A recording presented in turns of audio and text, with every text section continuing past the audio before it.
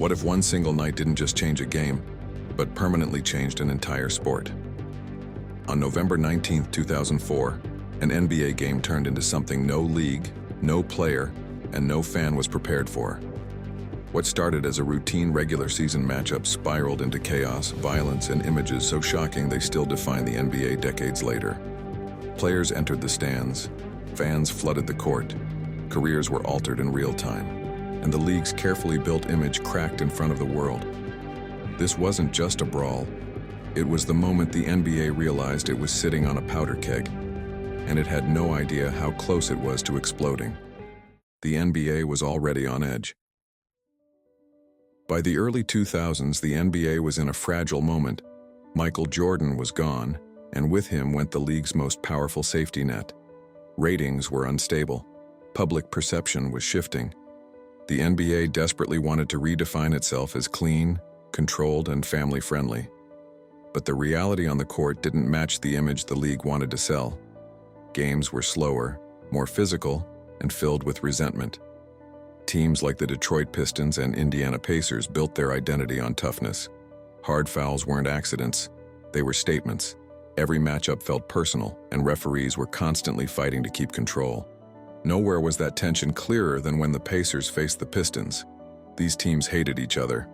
They had clashed in the playoffs, they played bruising, defensive basketball, and every possession felt like it carried emotional weight.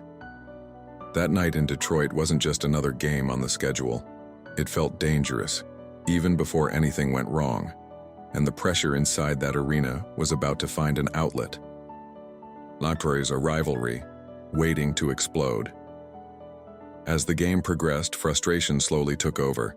The Pacers were winning comfortably late in the fourth quarter, and for Detroit, that made everything worse. Every missed shot, every whistle, every possession added fuel to the fire. Then came the play that changed everything.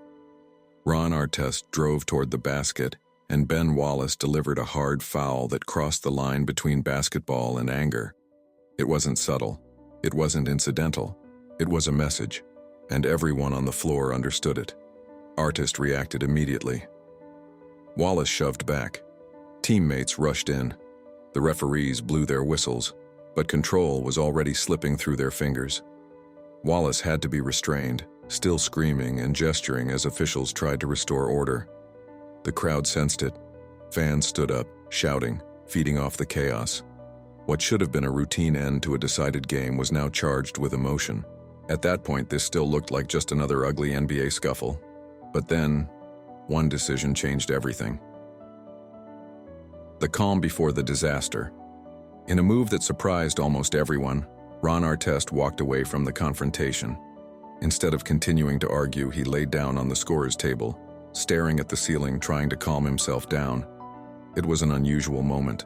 The crowd was loud, hostile, restless.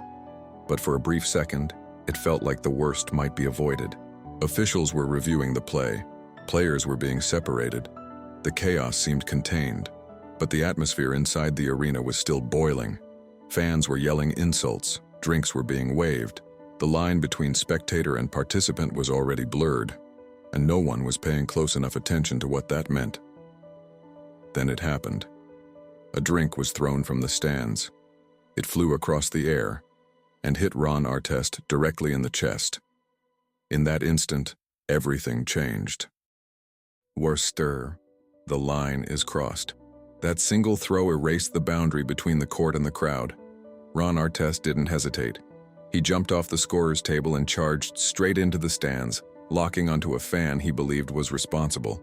In seconds, the unthinkable became reality. An NBA player was throwing punches in the crowd. Panic spread instantly.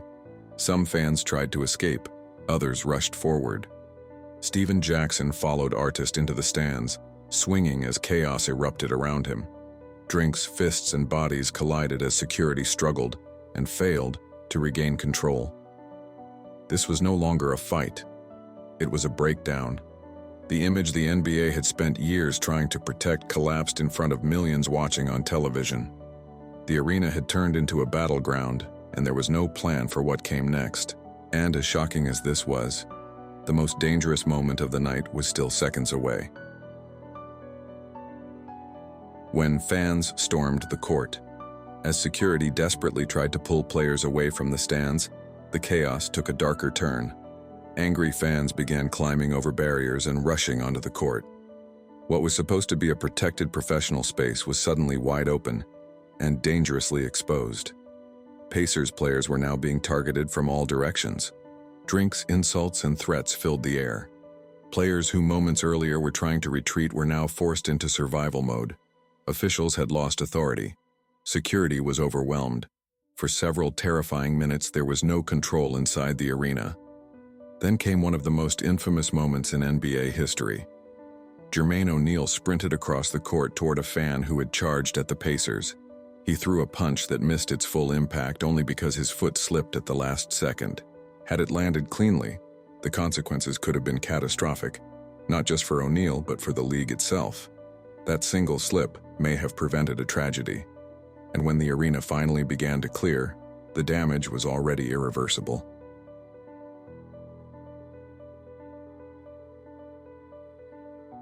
The league strikes back.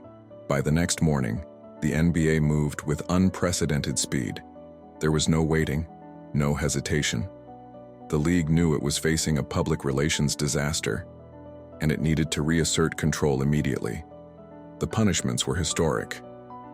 Ron Artest was suspended for the remainder of the season, 73 games, the longest non-injury suspension in NBA history.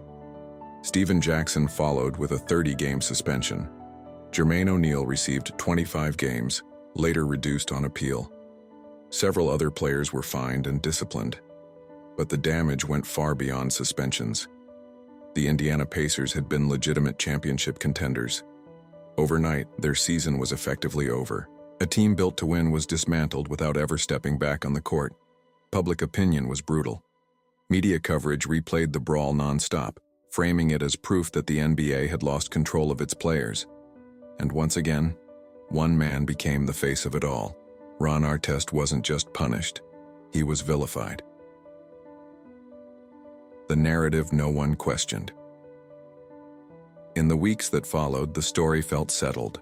Players were portrayed as reckless, fans were largely framed as victims, and deeper questions were quietly ignored.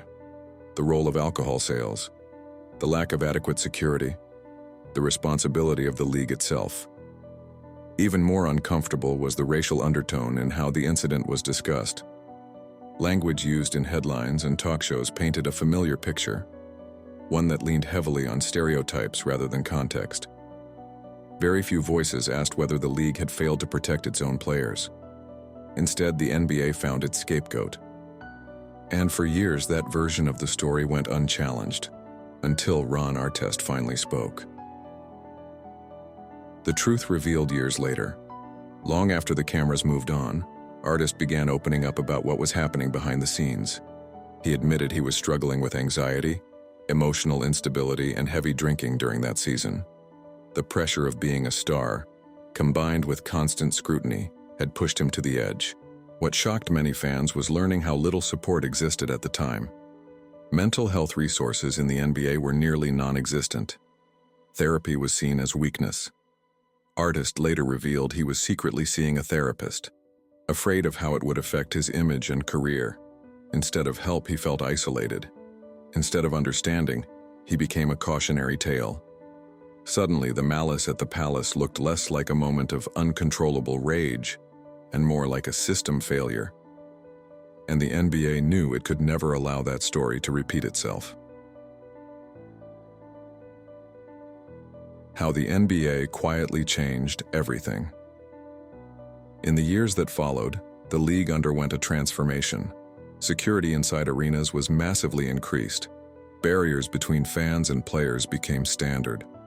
Alcohol policies were tightened, and fan behavior rules became far stricter than ever before. Then came the dress code. The NBA introduced guidelines that reshaped how players presented themselves off the court. The league emphasized professionalism, marketability, and image control.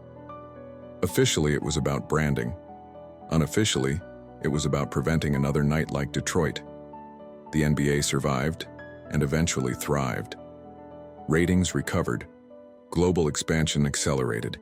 The league became more polished, more corporate, and far more controlled. But something raw was lost in the process. The night that still echoes. The Malice at the Palace wasn't just the biggest brawl in NBA history.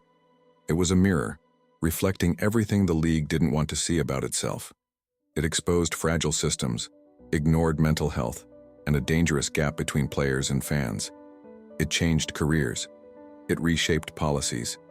And it permanently altered how the NBA operates. Today's league looks safer, cleaner, and more prepared. But that version of the NBA was forged in chaos. And more than 20 years later, the echoes of that night still linger, not because of the punches thrown, but because of the lessons learned too late. Because the real question isn't whether something like this could happen again.